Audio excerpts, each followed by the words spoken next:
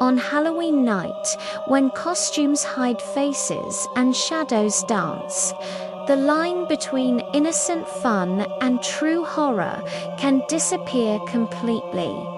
These aren't just stories. They are terrifying whispers from the darkness, chilling accounts of October 31st, when fun stopped and nightmares began. Prepare yourself, because once you hear these three true horrors, you'll never look at Halloween the same way again. A dire warning.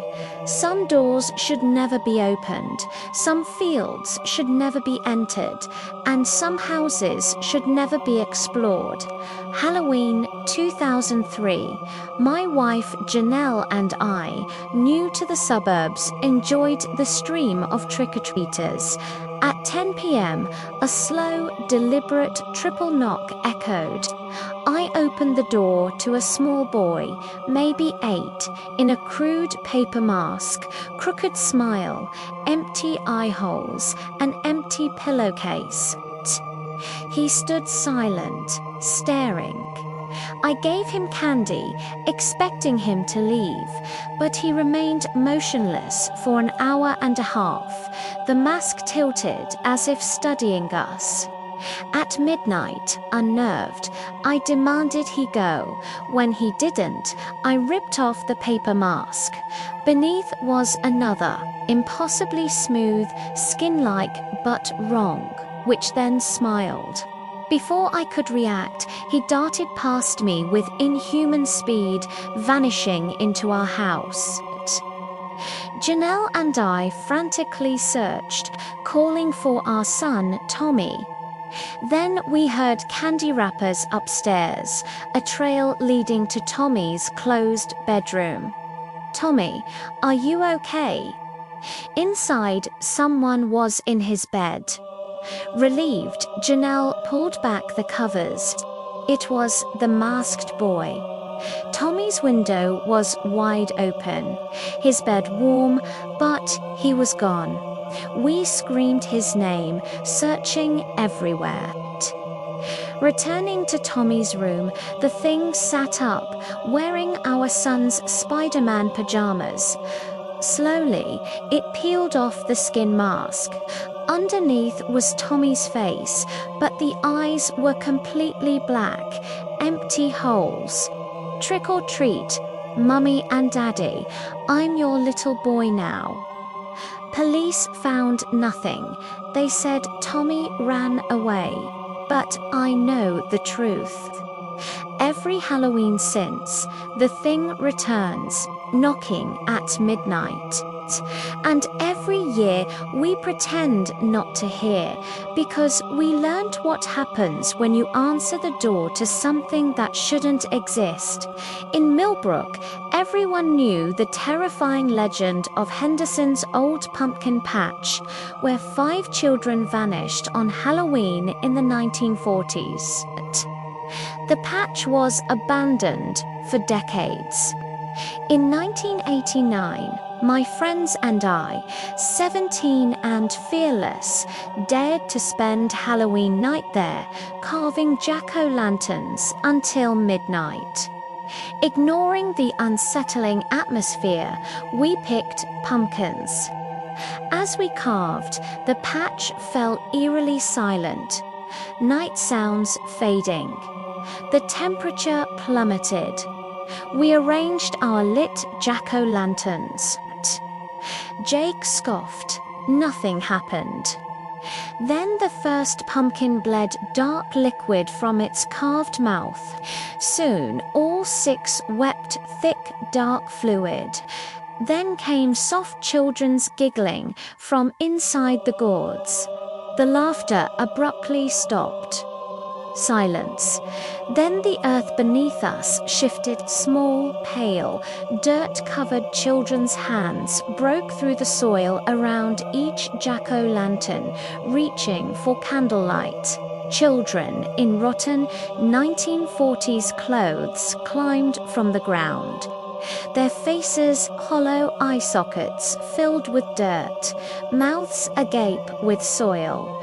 "Run," we screamed, but the earth grabbed at our feet, hands shot up, clutching ankles. Jake fell first, pulled into the quicksand-like earth, then Tommy, then Mike. Their screams muffled as soil filled their mouths. I broke free, ran to our car, and fled terror-struck. Police found nothing, but the next morning I returned alone. The patch was normal, save for 6 perfectly carved jack-o'-lanterns, each bearing a familiar face: Jake's grin, Tommy's smile, Sarah's features. An old farmer appeared. "Patch needed feeding," he said. "Every 50 years or so." I understood. The 1940s children had been fed. My friends were the new harvest. In 2039, the patch will hunger again. Halloween night, 2017. My friends Mia, Raoul, and I, urban explorers, ventured to a boarded-up house on Willow Lane. Rumored empty since the 1970s. The exterior was classic abandonment. We slipped through a loosely bordered back door. Inside, the smell was unsettling: cinnamon and old candles, not decay. The interior was meticulously decorated for Halloween: fresh candy, lit candles, costumes.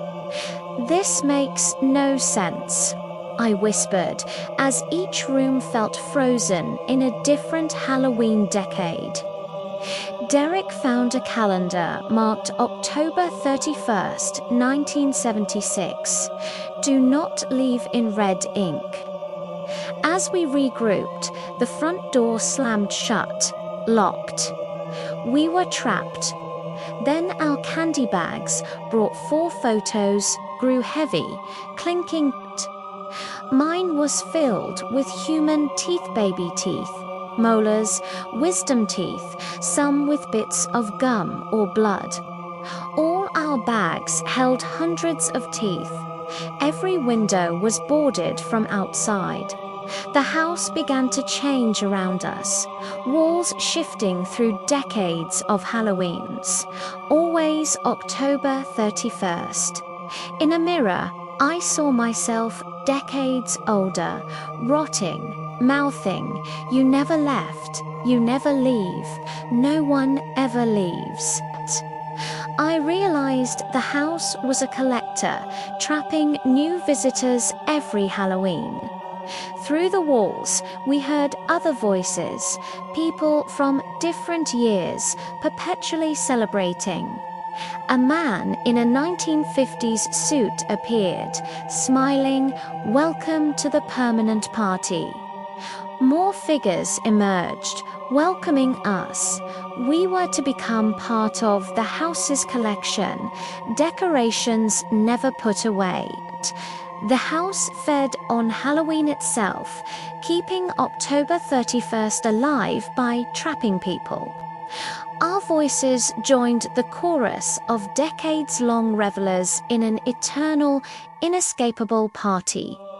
The house then fell quiet, waiting for next Halloween, and every October 31st, we help welcome new arrivals, because once the house chooses you, Halloween never ends. 3 Halloween nights, 3 distinct horrors. 3 ways October 31st became more than a holiday. The masked trick-or-treater still visits houses where children live alone. The pumpkin patch still hungers every 50 years. The house on Willow Lane still collects Halloween visitors. This Halloween, when you hear that knock, when you pass an abandoned pumpkin patch, when you find a house that looks too perfect, remember these stories. Because sometimes the scariest part of Halloween isn't the costumes people wear, it's what's underneath them and the price you pay for answering a call from the other side.